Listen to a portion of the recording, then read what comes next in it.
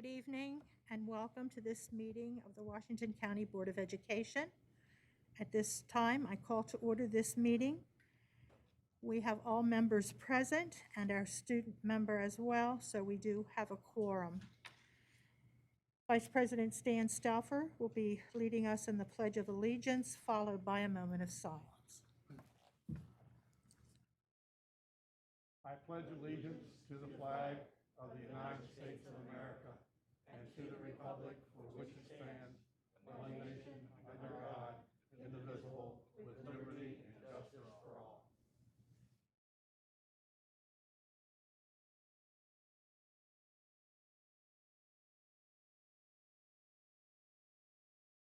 Thank you.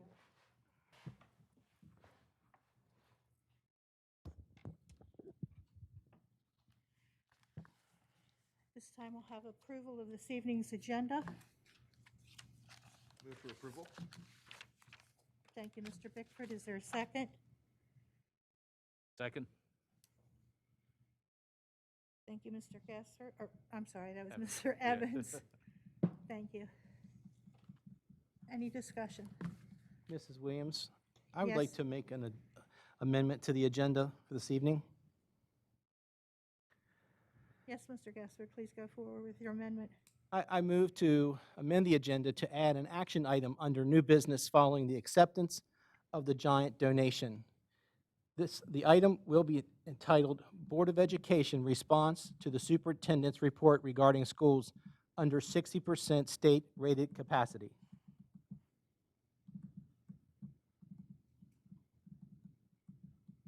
Thank you, Mr. Gesford. Is there a second to Mr. Gesford's amendment?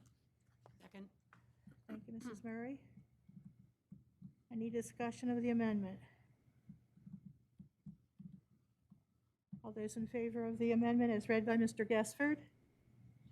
Okay, we have 7 votes, and the student member concurs. This time we'll approve the amended agenda. All those in favor of the agenda as amended to include the board's response to the superintendent's recommendation following item 1, so it will become the new item 2 under new business. All those in favor? Okay, unanimous, so the agenda has been approved as amended. This time we'll have approval of the minutes.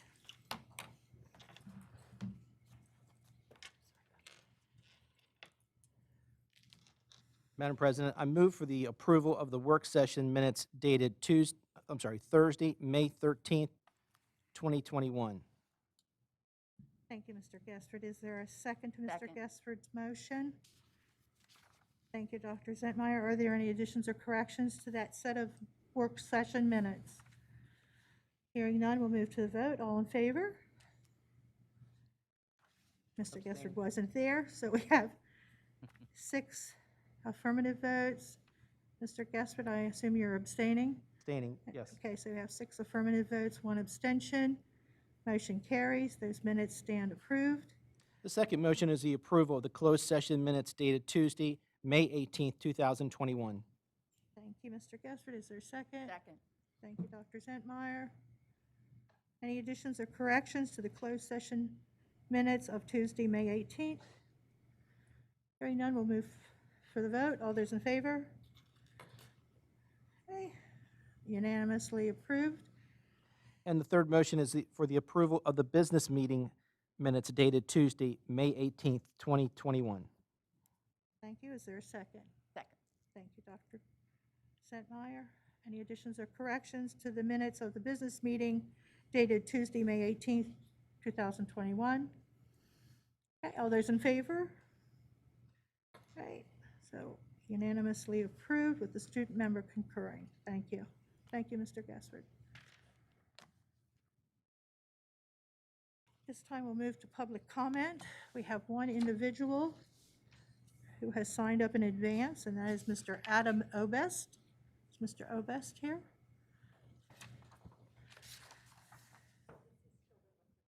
He's coming right now? Has his children with him. Pardon? He has his children with him. Oh, he does?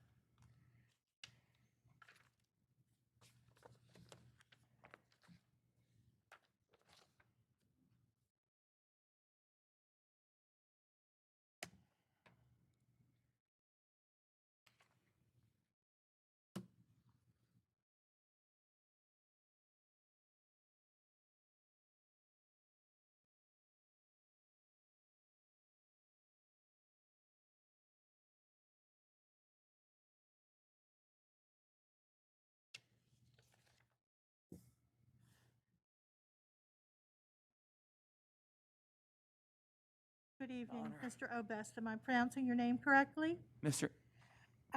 Sir, you have up to 5 minutes to speak this evening.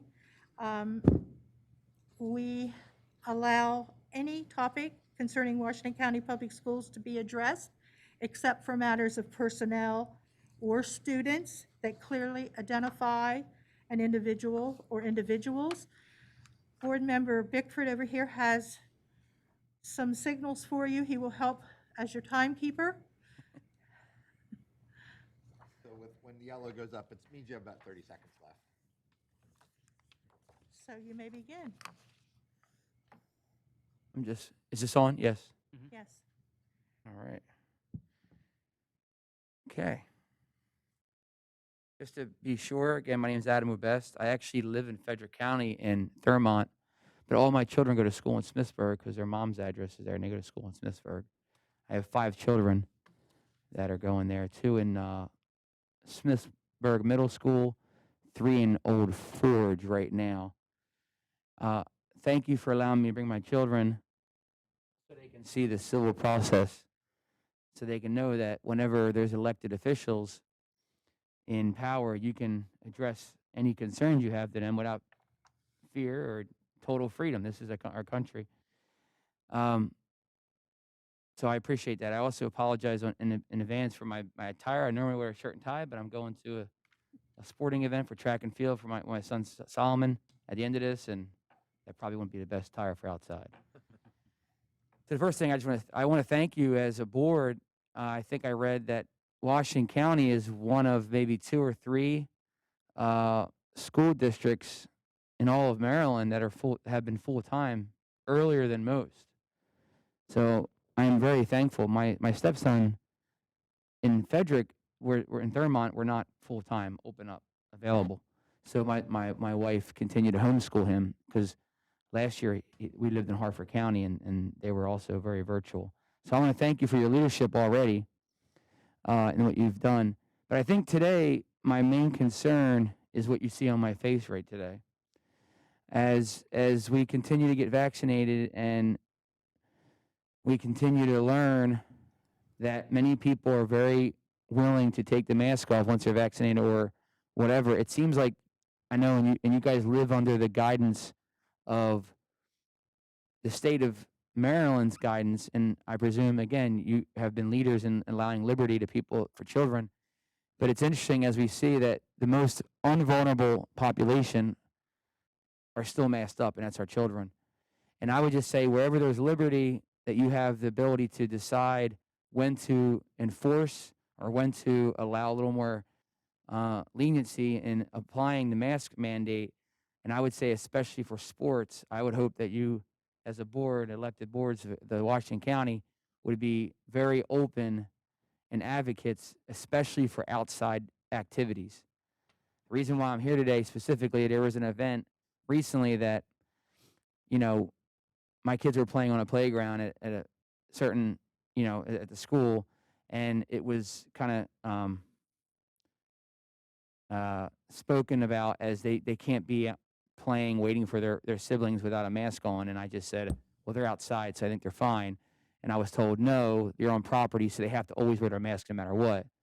And then I had a conversation with the principal, and the principal said, as long as they can maintain space, they actually don't have to wear a mask. That's the guidance. We're doing our best to understand how that works. So I thought, let me come to the school board, and as a citizen of Maryland, as a Frederick County citizen, my kids are still Smithsburg and Washington County. I just felt like I would show my kids that you can still speak about what you feel to elected officials. And that's all I really wanted to come today and say. To keep leading, keep allowing, guidance and listening to, whatever the state says, but being leaders in liberty. Because to me, it's very traumatic for children to wear masks. And I think the mental health, and I have a particular situation, I think a mental health problem for children is really increasing. And I really worry that mask wearing in the future will only be worse for the children. And so I just wanted to say that publicly. I want to say it to my elected board. And believe it or not, I am going to get more active as I just moved out here. I love Western Maryland. And I'll just conclude in saying I would never thought I would live out here. When their mother moved out here, I was a little upset about it because it kind of took me from surprise.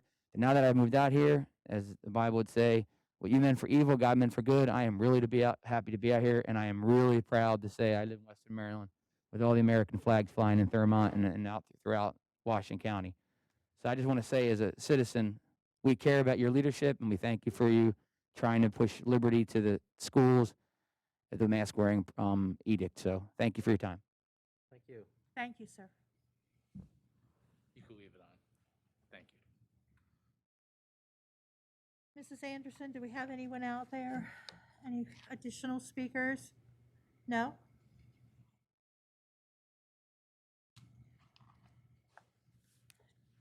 This is the time we usually have board member response to public comment. Is there any response? Okay, then we'll move right on to the superintendent's report. Dr. Michael.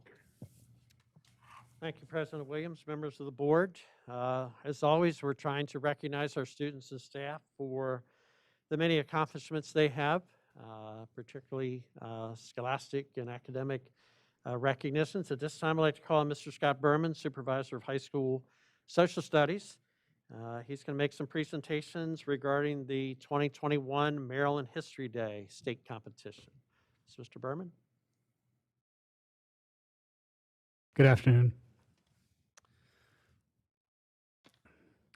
On Saturday, May 1st, the Maryland Humanities held their annual Maryland History Day competition virtually. This year, Washington County had 4 entrants into the state competition. I'm very happy to say that all 4 entrants won awards. Before we go on to the student awards, Mr. Jason Kamler was recognized as the Washington County District Teacher of the Year from South Hagerstown High School. Winning second place in a state competition, Carlin Blash. This is the first time that a student from Washington County has won at the state level and has advanced to nationals. Ms. Blash will compete at the national competition in June of this year. In related news, Carlin was selected as this year's recipient of the Hicks Tuckerman Scholarship Award from the Hagerstown Civil War Roundtable. This award is given out each year to the top WCPS student in the field of social studies. Continuing on in the senior division from South Hagerstown High School, the Major General John E. Morrison Award for Excellence in Innovation went to Mackenzie McCarter and Hannah Weichert for their subject, Shielded by Steel, How the Preservation of Cockpit Communications Has Led to Safer Air Travel. Also from South Hagerstown High School, Brianna Simmons and Emma Weichert won the award Excellence in Historic Preservation for their group documentary, Whistled Languages, A Mountainous Past and Rocky Future.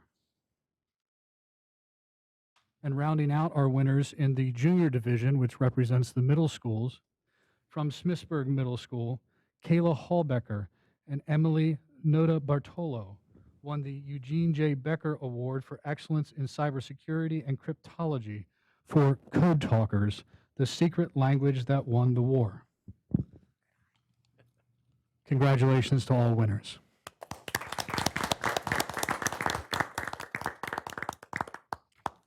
Thank you, Mr. Berman.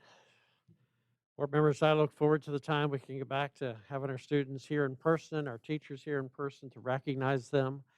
I don't think we ever miss them. We do miss every moment right now of having those people be here with us, taking pictures, celebrating with them. We just have so many accomplishments. We're just very proud of this year. Not only we've survived COVID to this point, we've continued to move forward academically, and very, very proud of our teaching staff, our administrative staff, our ESP staff, and most importantly, our students for all that they've accomplished at this point. Speaking of accomplishments, tonight is a very big celebration for us. The majority of our seniors will be graduating tonight. Had the opportunity, along with Mrs. Williams, last Thursday, I believe it was, to kick off graduation with the graduation of Antietam Academy.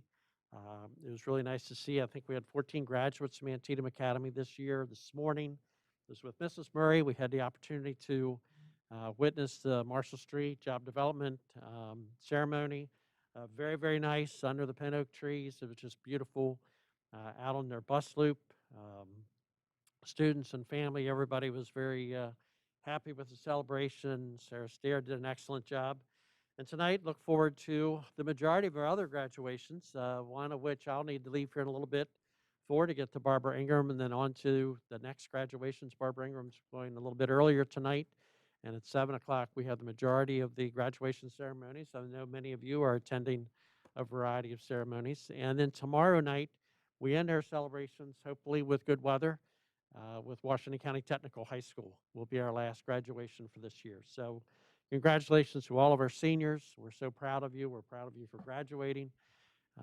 We wish you Godspeed going forward. We hope that Washington County Public Schools and all their efforts of your parents and others have prepared you for a very successful future.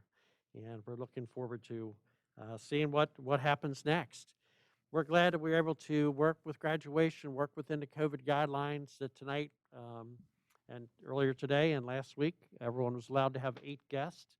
I think that solved a lot of sorting and separating for some seniors and parents who was going to get a chance to go and who wasn't going to get a chance to go. So we're glad a lot of restrictions have eased up a little bit on some of these public events, and we were able to do that. So again, to our seniors, congratulations and all the best. For underclass people, next Monday will be our last day, 2.5-hour early dismissal. I encourage you to come every day the rest of the week. We're still in school. A lot of great activities still going on, instruction and end-of-year activities. I hope that you have a great summer. I hope if you are so inclined, you consider joining us for summer school. Parents, we have many, many summer school opportunities, some of which are of great interest to students, and almost all of which relate to math and reading in some way. And we're hoping to close not only gaps, but also open up doors of opportunity for the future for our students as we prepare for next year. I know a lot of people start asking questions about next year. Obviously, too soon to tell whether we're going to be wearing these or whatever, but we'll follow the guidance or the direction of the executive orders. We often get recommendations from the CDC, recommendations from the health department. Right now, we're following the executive orders of the governor of the state of Maryland. I'm not aware that I have the authority to override the governor's orders. I don't think the board does at this point either. I know we're all anxious to get rid of masks and things, but we're going to continue to beat COVID. That's been our common enemy for the last year. Yeah, but I know we're all excited to get rid of the mask. So again, I would encourage you to sign up for summer school. A lot of great activities, and I think you'll find some people I've heard have signed up for 3 and 4 and 5 different sessions this summer. Very much like a summer camp type situation. But regardless whether you're in summer school or not, we look forward to seeing you back August 30th as we begin the new school year. And with that, Mrs. Williams, I think that'll conclude my comments. Thank you. Thank you, Dr. Michael. Okay, we'll move to old business. We have no old business to conduct this evening.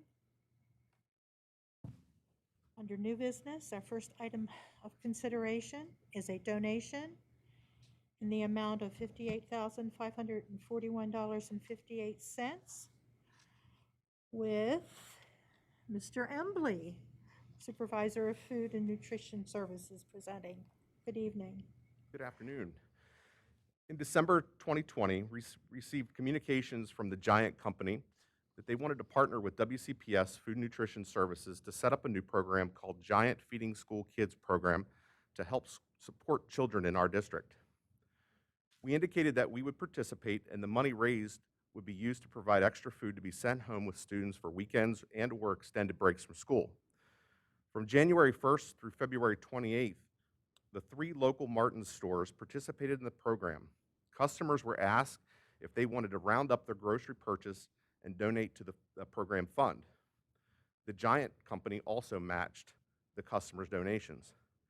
I am here today to ask that the board accept a donation in the amount of $58,541.58 from the Giant Feeding School Kids Program. Thank you, Mr. Embley. Is there a motion? President Williams, I move to approve a donation in the amount of $58,541.58 from the Giant Feeding School Kids Program to the Washington County Public Schools Food and Nutrition Services Department. Thank you, Mrs. Murray. Is there a second to Mrs. Murray's motion? Happily second. Thank you, Dr. Zitmar. Any discussion or any questions for Mr. Embley? All those in favor of approving this donation?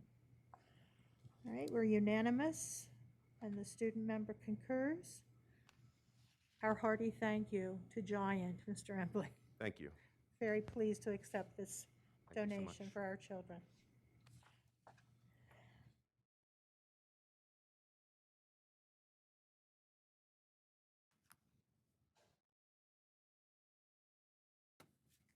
Our next item under consideration is the board response to the superintendent's recommendations regarding schools operating at 60% capacity and under. Is there a motion? Mrs. Williams, I move to stop consideration of the superintendent's report regarding the schools with under 60% state-rated capacity. Thank you, Mr. Gessford. Is there a second? A second? Thank you, Mr. Evans. Any discussion? I'll start. Mr. Evans? I do want to start out by saying, Dr. Michael, you have hinted without actually saying that there is more time in your Washington County Board of Ed past than in your future. And with that being said, I know that you very easily could have pushed this process on and left it for another board. I do believe every word you say when you say that you made this recommendation in the best interest of the kids. And I do thank you for that. That is your job, to make or put difficult decisions in front of us. With that said, I do disagree that we should be considering shutting down these schools. I do think that we maybe got it a little bit backwards. I think, judging by the public comment, they still want the schools open. That's very obvious. But even outside of the two school districts that we're discussing here, there wasn't any comment to advocate for the closure of the schools, except for, I think, well, obviously the 9 or 10 on the FIAC committee, depending on what school you're looking at, but also the 1 or 2 comments that we may have received from the general public as well. I think we need to take that under consideration, that the overwhelming majority of the public, the people that put us here, want us to keep these schools open. I also think that if the parents were upset with their education, that we would have heard about that long ago as well. So really what it all comes down to for me is the effect on the communities. I personally have seen it where I grew up near Wilkes-Barre, Pennsylvania.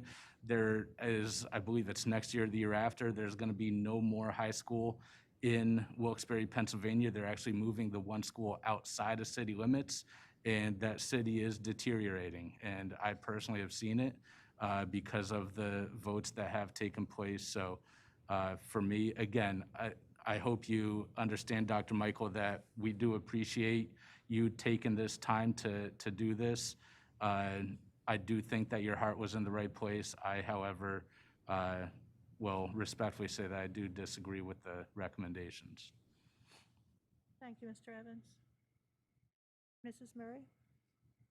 I greatly appreciate all of the efforts of Dr. Michael, his staff, and the Facilities Enrollment Advisory Committee. However, because of the pandemic, this has been a very stressful and traumatic year for many. It is for this reason that I cannot accept the superintendent's recommendation as presented. Thank you, Mrs. Murray. Anyone else? Mr. Gessford? Oh, yes, I'll speak to my motion. We have received hundreds of emails, held 2 public hearings, listened to parents, teachers, students, business owners, and leaders of the community of both Hancock and Cascade. We have given the public multiple opportunities for public comments at our school meeting, our board meeting, and in listening to the FIAC committee's report. This has been a long process, one that I believe every board member has taken extremely serious. I have and will always believe we are the elected and to represent the constituents that elect us. I am here to serve on their behalf. I am their voice. When so many voices speak for or against an item, I must listen to that voice.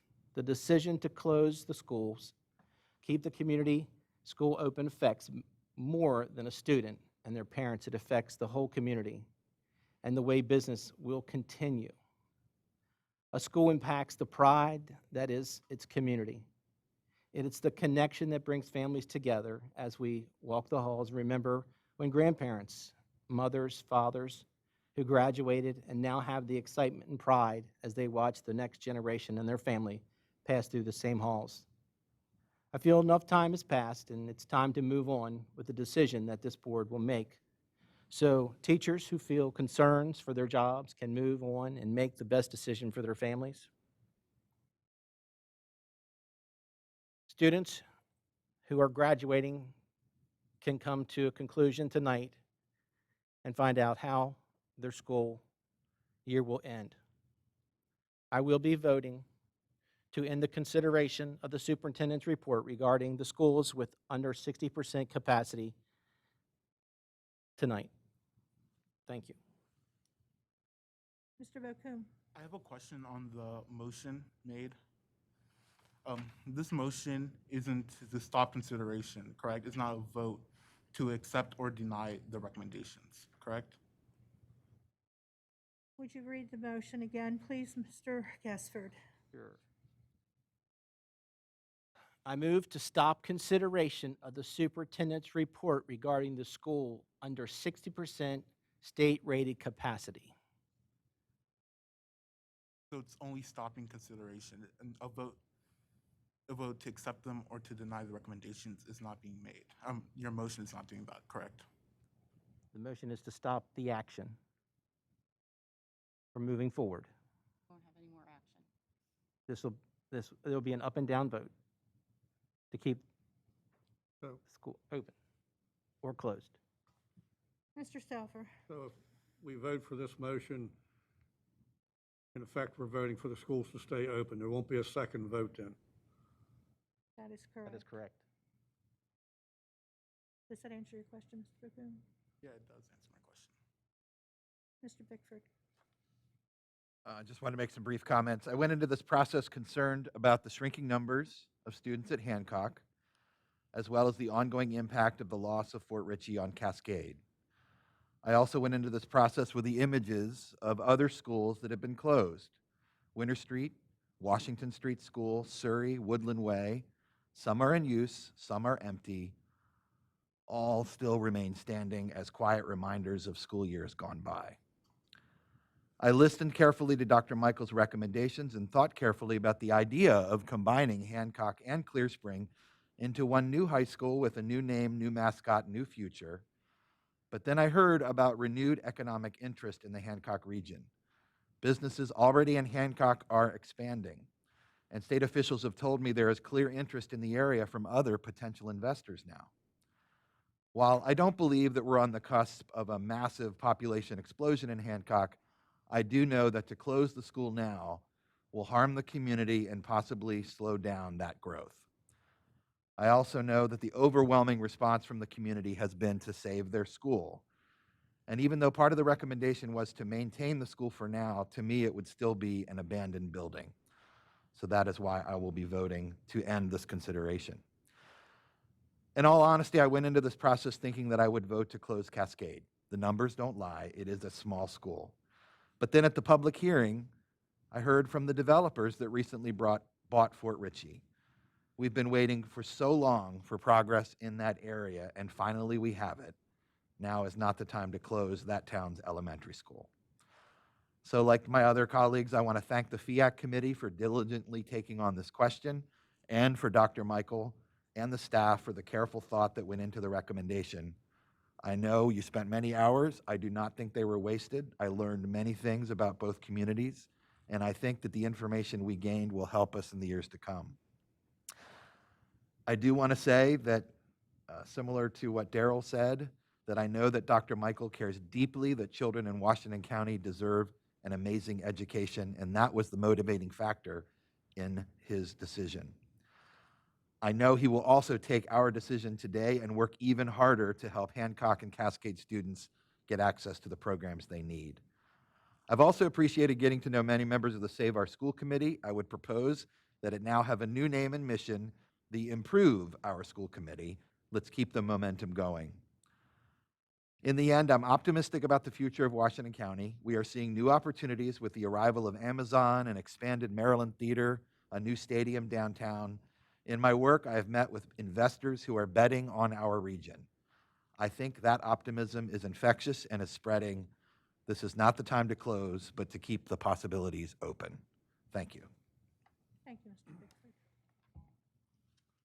Dr. Zepmeyer? In addition to what everyone, going last, everybody's already said everything, but when considering school enrollment trends, I cannot help but consider projected growth. Both areas are the last bastions of rural life, and sadly being sought by those who are looking for green acres. Goodbye, city life. I believe that in life after COVID, we will see an influx of new neighbors like never before. A neighborhood in my house, a house in my neighborhood is sold in under a week. Secondly, the age and condition of school buildings is considered. I love the superintendent's plan to add the elementary school to the senior high school. The building should be good enough to house them all. Transportation without drivers and expensive gas is another consideration, and Hancock already serves a great land mass. Combining the two schools would exacerbate the problem, but it is lack of transportation for Hancock's parents to Clear Spring for games, co-curricular and extracurricular activities that concern me. The main thrust for closing is educational programming.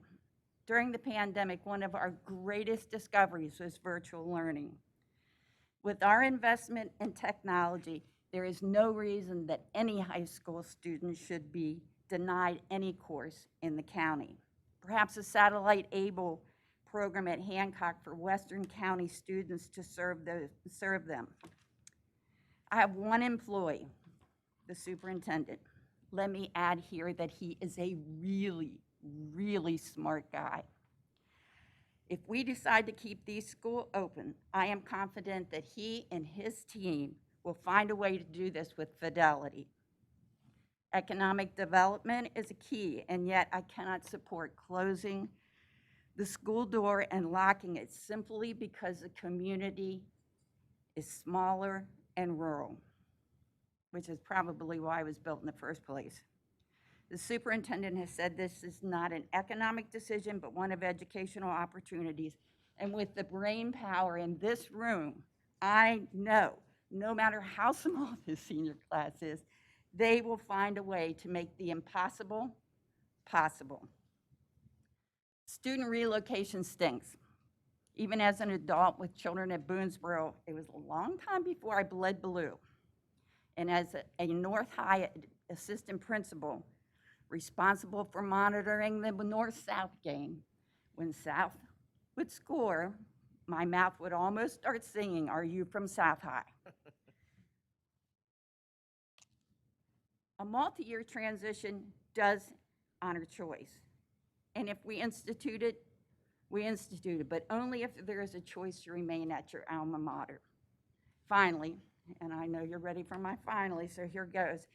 In case you missed the memo, we are still masked up, and this pandemic will have long-term effects on our students, despite the resiliency that they always demonstrate. Here's a good time to mention that Hancock was the only school in the county that did not have any dropouts this year.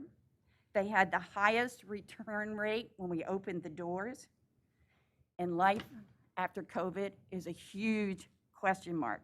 If there was ever a time not to make a monumental decision that affects the lives of these students, it is now. Okay, one more finally.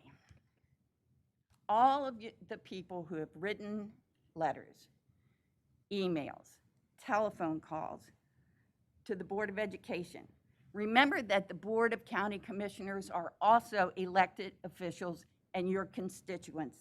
Write them to fully fund education and support all open and ancient schools. Thank you. Thank you, Dr. Sentmeyer. You want me to go ahead? Well, in saving of time, I was not prepared to take this vote today, and so my remarks were being prepared for presentation on June 15th. I will just say this, that I can think of reasons to support closing the school. I can think of reasons to support keeping the school open.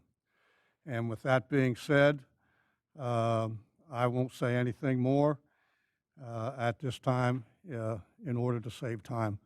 Some of us have graduation ceremonies to go to tonight.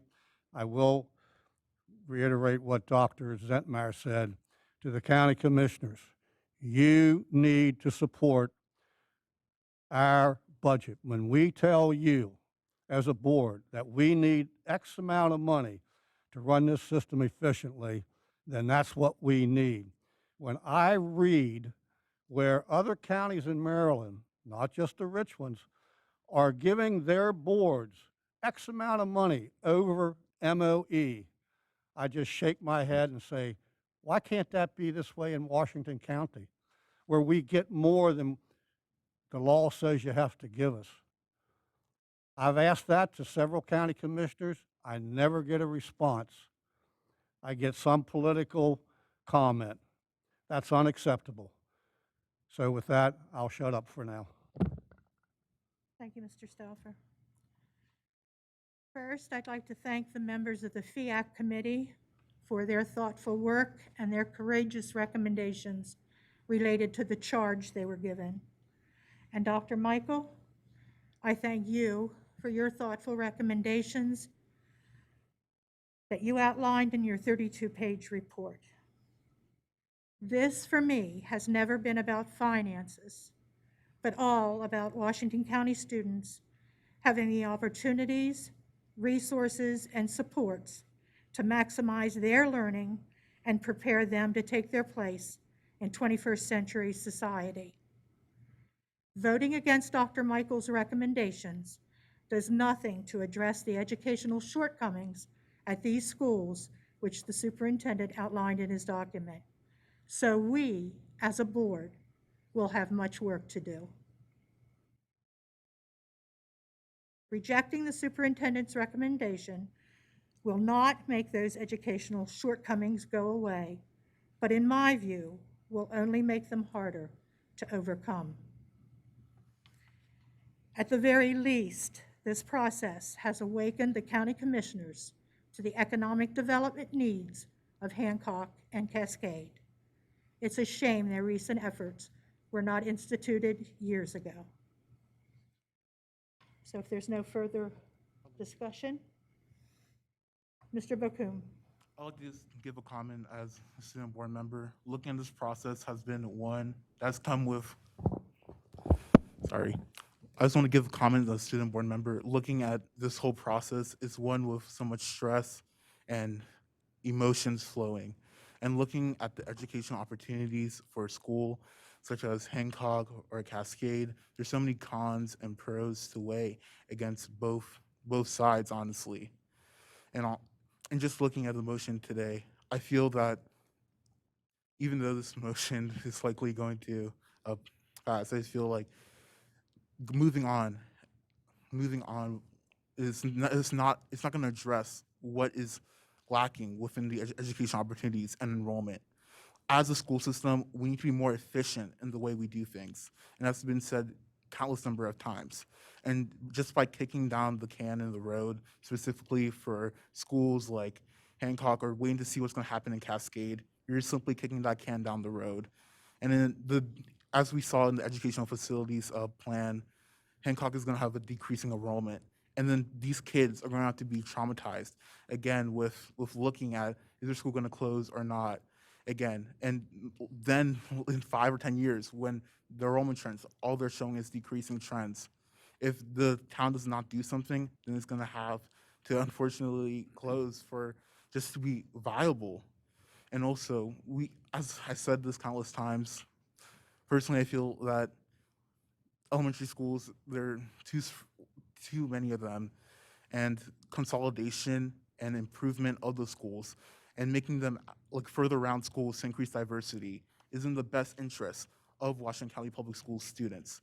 And I'm here for the student voice and listening to this. Looking at some concerns I have is also the teachers have their students write those letters of them. And looking at those letters, how much do they really know? Do they know what they're truly missing? Because honestly, if you lived in one area, would you know what's going on in the other area? Would you be exposed to diversity of thoughts, diversities of interests, diversities of activities, diversities of mind, diversities of courses? And I feel it's essential if we want to promote our educational equity goal, if we want to promote all these things. I feel like the superintendent's decision is the best one to make. The town will still have an elementary middle school. In Cascade, those students end up going to Smithsburg, and they end up going to Smithsburg High. So it wouldn't really be much of a change. And unfortunately, these decisions are tough and they have to be made, but I'm looking at what's best for students. And what's best for students is promoting equity and all areas. And this has been a tough one for me. And I've gone to all these schools, I've talked, and looking at the data, looking at statistics, students don't know what they're missing if they aren't exposed to it. So even though this motion is likely going to pass, I just want to say those comments. Thank you. Thank you, Mr. Bacone. Any other comments? Okay, then I'll call for the vote. All those in favor of the motion as read? Okay, we have 6 affirmative votes. Those opposed? 1. And the student member concurs with the vote in opposition. Motion carries.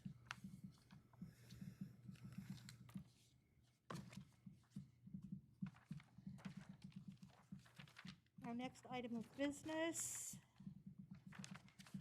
is the consideration of the Food and Nutrition Services FY 2022 operating budget with Mr. Prue, our Chief Operating Officer, and Michael Embley, Supervisor of Food and Nutrition Services.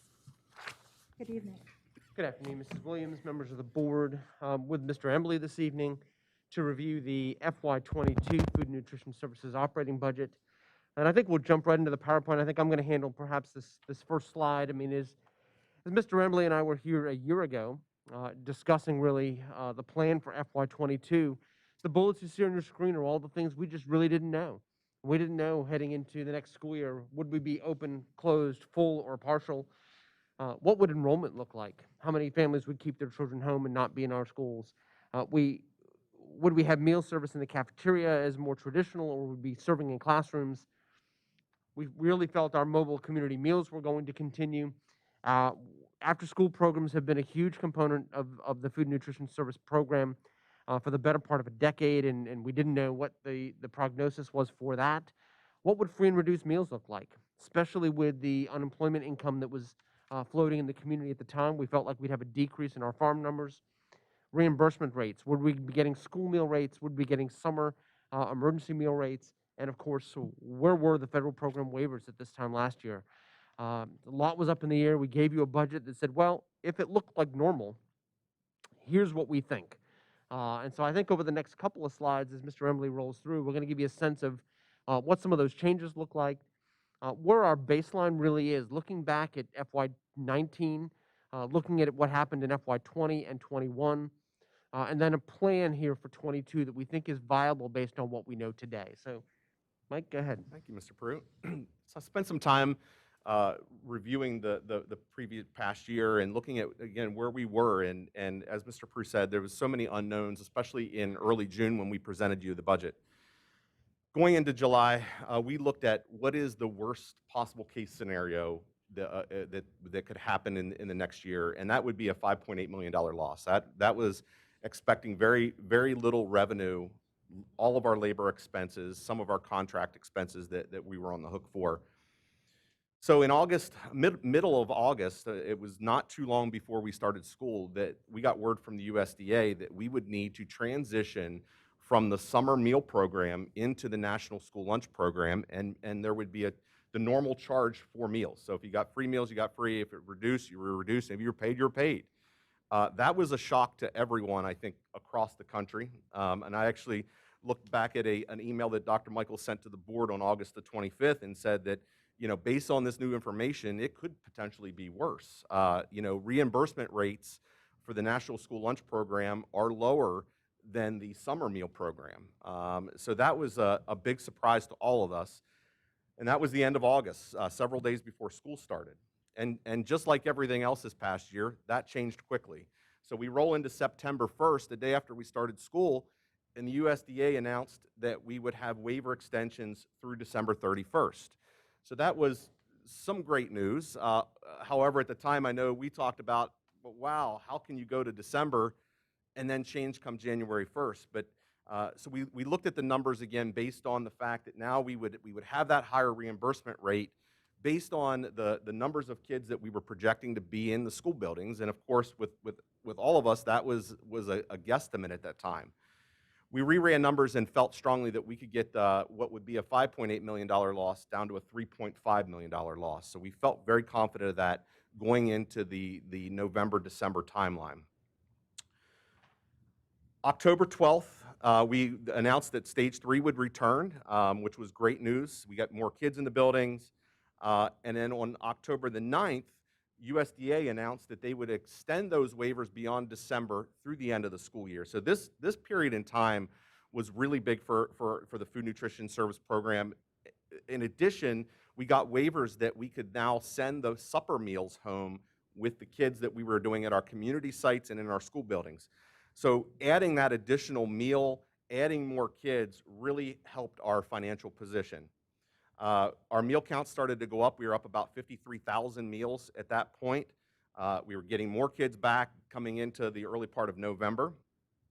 So fast forwarding a little bit then into the December-January timeframe, and I'll pause here for a second that these three pictures really stood out to me this year, and especially the one on the right of the two ladies standing there in the middle of the snow.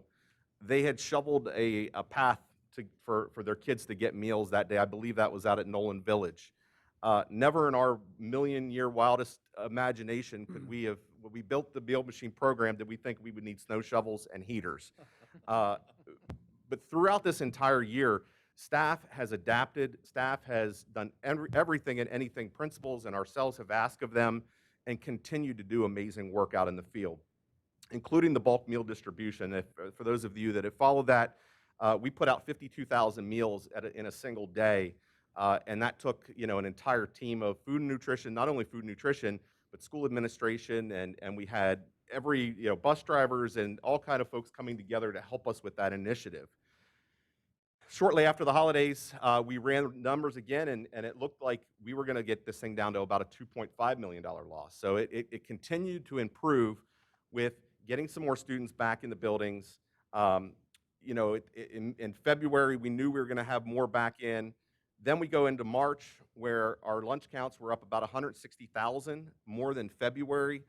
So we were really climbing at that point. And then with the announcement of the April return, getting additional students back, we feel very strongly that our loss is now going to be a $1.475 million loss for the year. We've come a long way since $5.8 million. We were hoping to get this below the six-figure mark, but $1.4 million is a really good efforts based on the worst case scenario of what we felt. Just to walk through a little bit of our participation, we measure participation, those participating in our breakfast and lunch programs. 2019, as Mr. Prue said, was our last, school year 2019 was our last full year. We were averaging about 36.9% participation in our breakfast program compared to 28.7% now.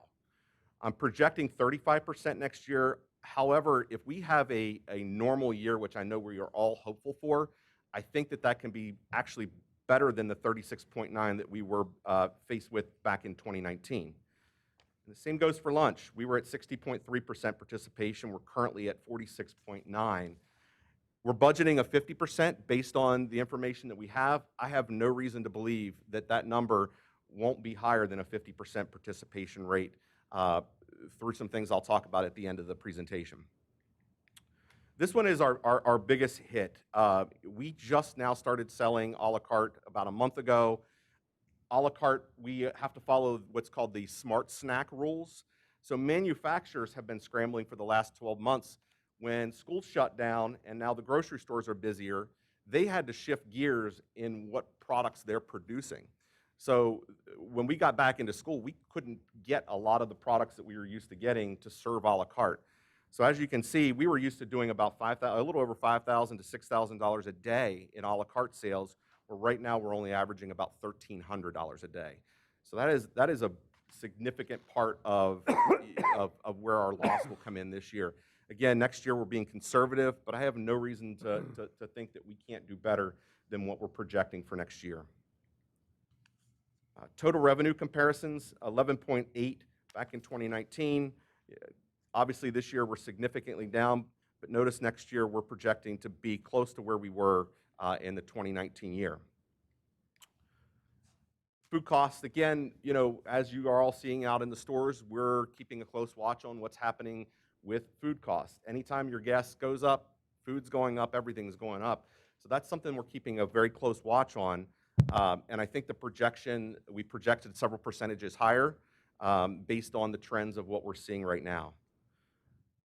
Our labor cost, you know, since we closed the cafeteria here at Central Office, that was our biggest consolidation. All of those employees went into other positions. We did not eliminate those positions. They just simply, instead of hiring additional positions, we moved them into other positions that were available. And I think, you know, working more efficiently, we've been able to save some labor costs. Again, it's going to go back 5.7 for next year, is what we're projecting.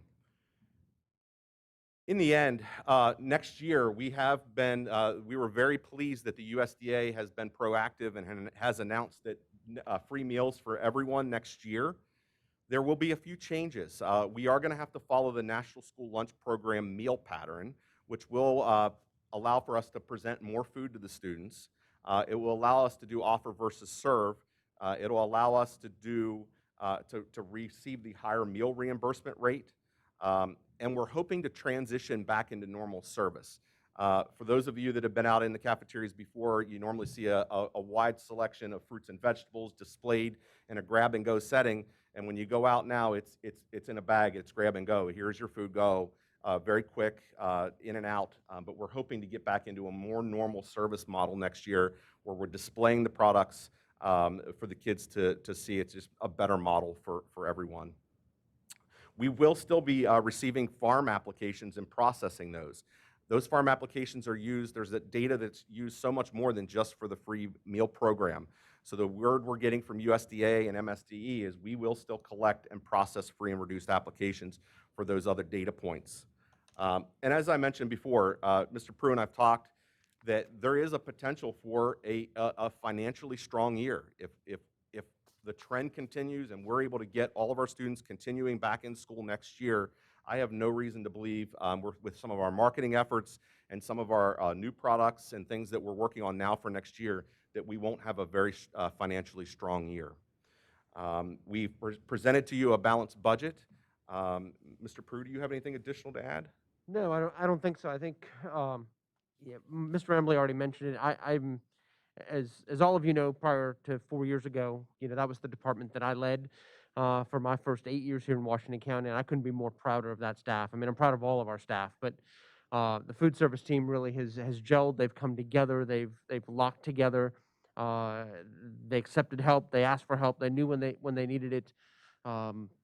They've done yeoman's work. I mean, it's when I think, you know, we walked through and gave some scenarios of what potential losses were. I think you know, the board members are all familiar that to protect the enterprise fund, the board made a motion at a previous meeting to absorb that loss through our federal ESSER funds, which is greatly appreciated, because ultimately if the food service fund takes a loss, we have to raise prices, and that only is borne on a small percentage of our students that actually purchase meals. So this is allowing us to maintain that pricing. There is no price increase presented to you with this budget. Pricing will be flat, and as Mr. Embley mentioned, we're going to be running a non-pricing model for all of next school year based on the latest USDA waiver.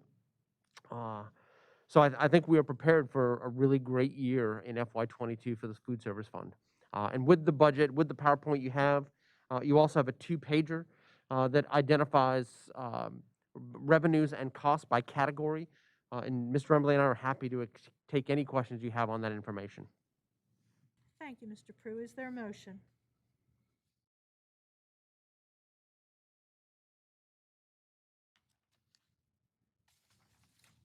Looking for a motion to approve the fiscal year 2021 Food Nutrition Services operating budget. President Williams, I move to approve the proposed FY 2022 Food Nutrition Services operating budget.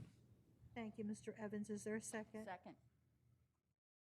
Thank you, Dr. Zentmeyer. Any questions or any discussion for Mr. Prue or Mr. Embley? Vice President Stelfer. I just want to make sure I'm understanding this. On the last page of the PowerPoint, it says meals will be free for students, and yet it says form applications will still be collected and processed. Apparently, I missed something in your explanation. All students are going to be free? That's correct. We still are required by law to collect those applications. In the state of Maryland, Comp Ed funding, there's many other things that are used for the free and reduced rates. So they are requiring us to continue to collect that data. However, it won't be utilized for free, reduced, and paid status for those children. And so the money to fund your budget is really coming from federal funds because of the CARES Act and all the other Correct. acts that have been passed in. Correct. All meals will be served at the free rate next year, regardless of a child's income status or a household's income status. All that funding will be coming from the federal government. Free and reduced meal applications will be collected because, as you know, compensatory education for one, which is a large share of the Board of Education's general fund, is contingent on those free and reduced meal applications and the numbers of students that are identified by October 31 of each year. In addition, programs like E-Rate and Title I are also contingent on that data, so it is required data to be had. So in FY23, we're going to go back to charging. Is that going to cause a problem because people are going to get used to not paying and so forth? And there are those who advocate that we should feed everybody for free, whether you can pay for it or not. That is the potential, that if a program is not established long-term to provide universal meals to children, FY23 could be a difficult year for the program as families have to transition to a paid meal program. There is what I'll call at this point, I believe, potential legislation. The Congress is woefully behind, to probably use a kind term, in the reauthorization of the National School Lunch Program and the School Breakfast Program. They're supposed to reauthorize it every 5 years, and their last legislation on those programs was in 2010. It was the Healthy Hunger Free Kids Act of 2010. So it is on their docket. It is getting movement, and there is movement towards universal free meals for school students. Thank you. Any further questions? Then we'll move to the vote. The motion is to approve the budget for food and nutrition services. All those in favor? Okay, we're unanimous. Student member concurs. Motion carries. Thank you both, gentlemen. Thank you. Thank you. Our next item under consideration is this evening's consent agenda. Is there a motion? Want to make the motion now, or want to do I'm your sorry? intro? Or? Would you like to speak to us before the motion? Sure. I'm just very aware of the time and the need for board members to get to graduation I will make it ceremonies. quick. So I'm very sorry. That's quite all right. Mr. Big, please President go. Williams, members of the board, tonight I have Today I have 10 items for your review. These items were reviewed by our Purchasing Review Committee and are being recommended for approval. And staff is available if you have any additional questions. Thank you, Mr. Bagel. Madam President, I move to approve the awards, renewals, and procurements for high school math, Algebra 1, Geometry, and Algebra 2 core resource to Houghton Mifflin Harcourt at a 4-year cost not to exceed $611,640. Focused reading intervention kits and building vocabulary kits to teacher-created materials at a cost of $65,088.25. Uniforms for food and nutrition services and transportation renewal to BJ's Custom Creations and Super Shoes at the listed unit prices. Comprehensive food safety and cleaning program renewal to Food Safety Solutions at $205.50 per school per month. Milk renewal to Gallagher Dairy Company at yearly estimated annual amount of $458,767.80. Produce renewal to Reinhardt Orchards, Inc. and Keeney Produce and Gourmet at the listed unit prices. Athletic trainer services renewal to Pivot Athletic Training at an approximate cost of $297,500.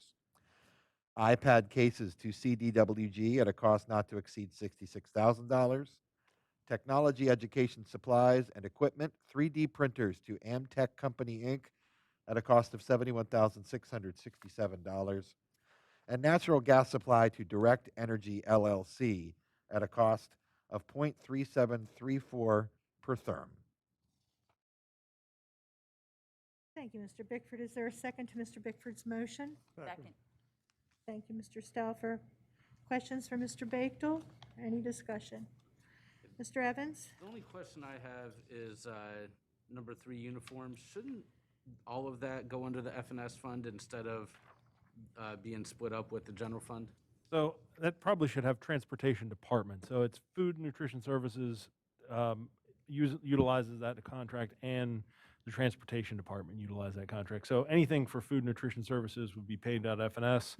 Anything for transportation for bus drivers and the the mechanics and stuff are paid out of the general fund.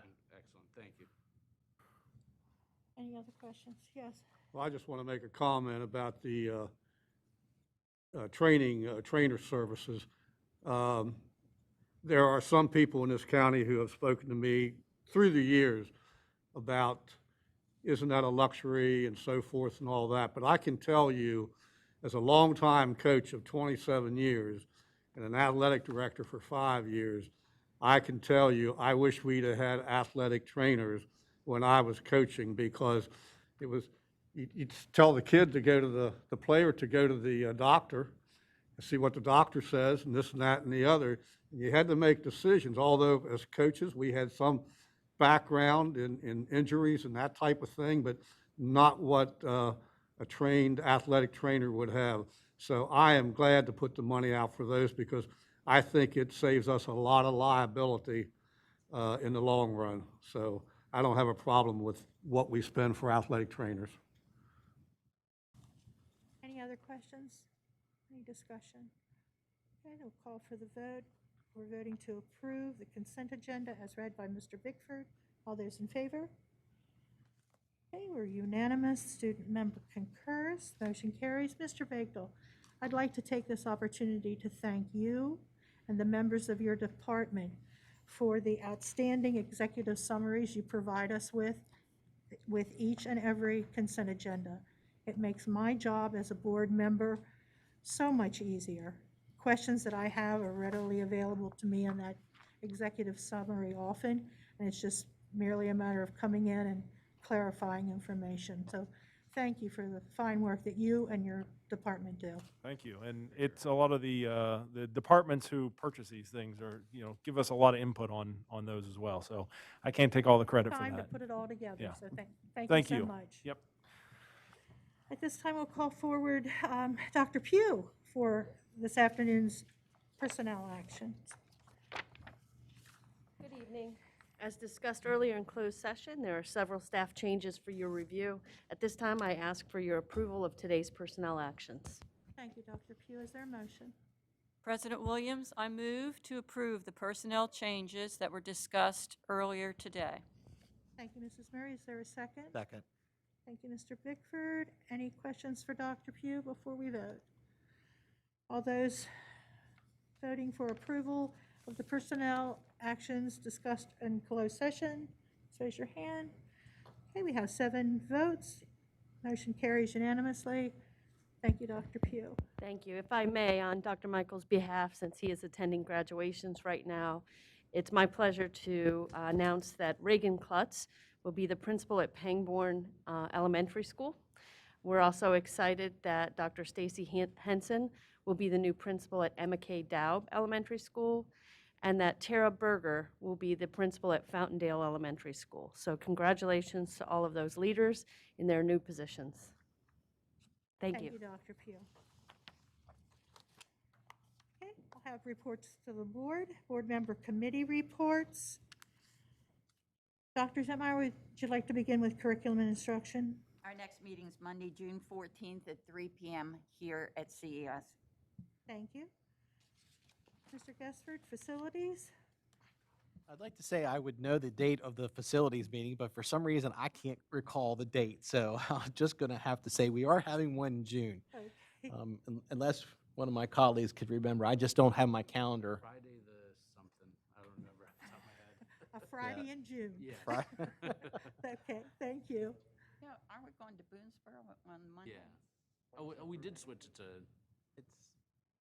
It's changed, so let's just not give a, Okay, we'll leave it at yeah, and June. we'll make sure that we have it on A board docs. meeting in June. Thank Yeah, you. thank you. Mr. Evans, Finance Committee. Finance Committee will be meeting on Monday, June 7th, next Monday.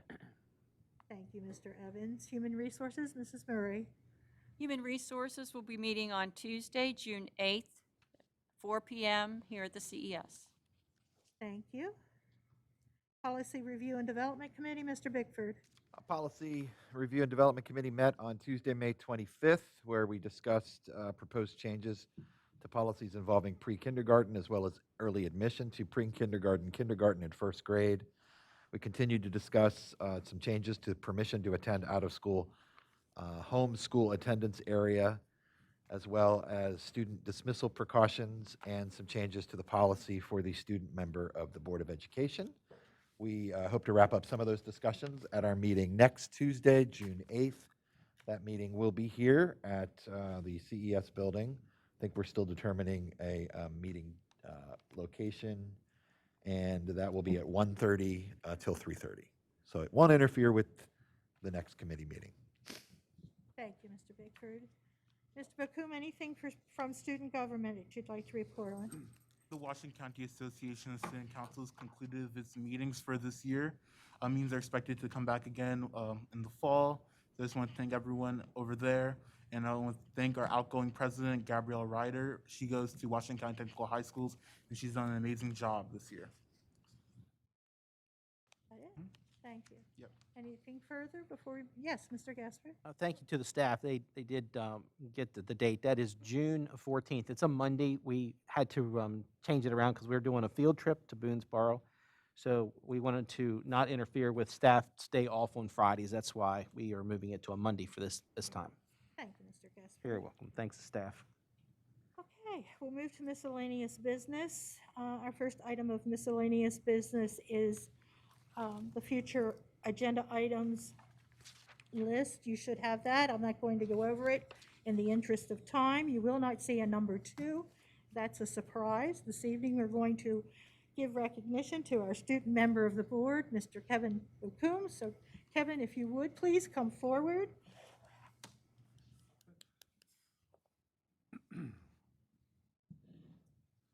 Come back here and please forgive me for not standing. I don't think my knees will allow it. Kevin, this is presented to you in recognition of your outstanding service as student member of the Washington County School Board for the term July 2020 through June 2021, Washington County Board of Education. Let me show it to everyone before I show it to you.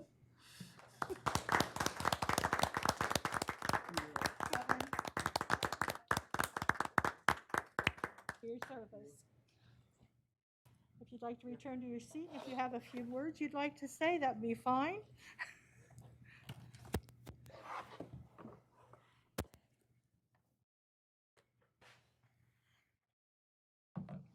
Some few words. I'll just make it quick. I just want to thank every single board member here who has helped me in this position. It's been incredible since I started here. This has been an amazing year, a year of controversies, a year of actions, but I would not trade it for the world. And I remember this for the rest of my life.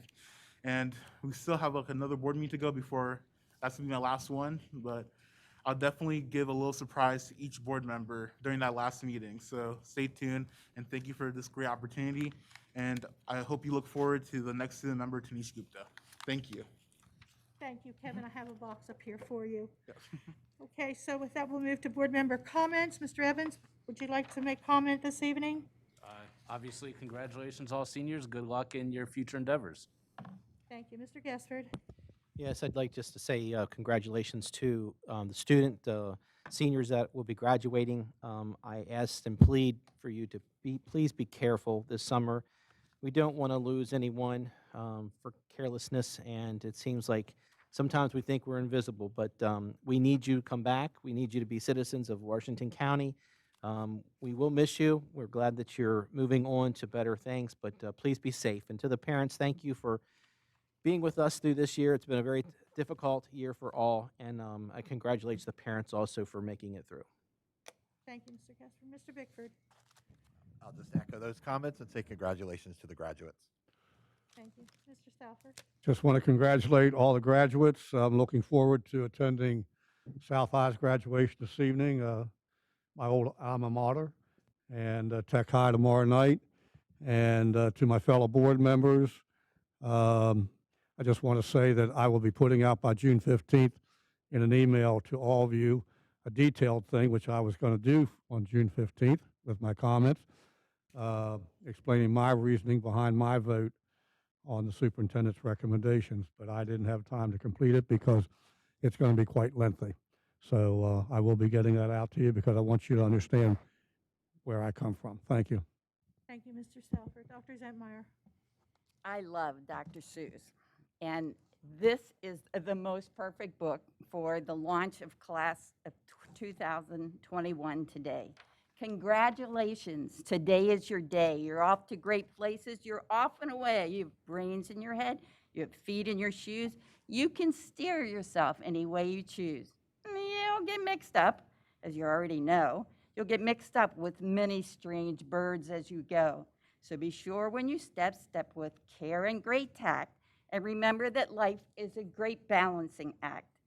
And will you succeed? Yes. Yes, indeed. 98.25% guaranteed. Kids, you'll move mountains. You're off to great places. Today is your day. Your mountain is waiting. Get on your way. We're so proud of you and grateful to the people who made this day possible. Thank you. Thank you, Dr. Zentmeyer. Mrs. Murray. I just want to say congratulations to all the 2021 graduates. Thank you. Mr. Bakum? I have so many words for graduates that could be said, but just the best advice I can give is always follow your heart. Take the opportunities which are down the road. If you follow your heart, it'll never let you go. And I cannot be Dr. Zentmeyer, but just seniors, you got it. Follow your heart. Thank you. Thank you, Kevin. And I would just like to congratulate all the graduating seniors. Go out there and make your mark on the word. Thank you. With that, we'll stand adjourned.